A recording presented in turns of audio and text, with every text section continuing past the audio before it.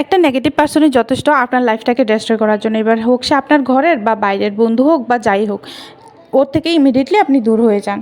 এখন আপনি একা থাকবেন, না হয় একটু সময় ভেবেই দেখবেন যে আপনি না থাকলে কার সবথেকে বেশি কষ্ট হবে। তো আজ থেকে না হয় ওই মানুষটার জন্যই বাঁচুন, আর যাদের কিচ্ছু যায় আসবে না ওদের থেকে দূরে চলে যান। আর পয়সা কথা বলে, জানেন তো? আপনার কাছে পয়সা থাকলে দেখবেন সবাই আপনাকে ভালোবাসবে, আপনার কাছে থাকবে, আপনার দামও থাকবে। আপনার কাছে পয়সা নেই মানে আপনার কোনো দামও নেই, কোনো কিছু নেই।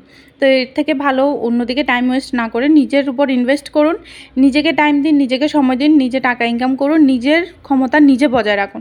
যাতে কেউ থাকুক আর না থাকুক দিয়ে আপনাদের কিছু যায় আসে না। প্রত্যেকটা মেয়ে, প্রত্যেকটা ছেলে, সবার জন্য এটা ঠিক যে টাকা থাকলে সবার সবখানে দাম আছে, টাকা নেই মানে কোথাও দাম নেই।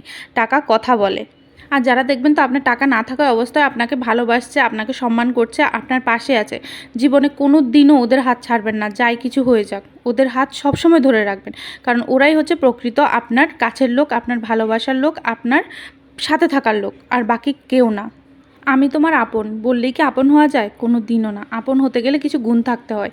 যে আমার আপন সে আমাকে কোনো দিনও আমার বিপদে ঠেলে দেবে না, বরং আমার বিপদ থেকে আমাকে টেনে তুলবে।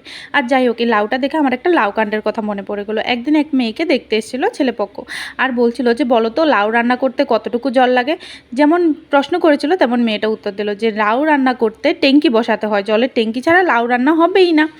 তো এই জন্যই যে যেমন কথা বলবে ওকে তেমন উত্তর দিতে হবে, দিতে শিখে নাও।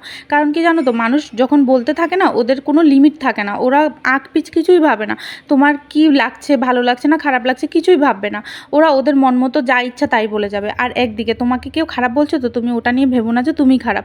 অ্যাকচুয়ালি ও ওর নিজের পরিবেশটার পরিচয় দিচ্ছে যে ও নিজে কতটুকু খারাপ যে কাউকে নিয়ে এত খারাপ খারাপ কথা বলতে পারে।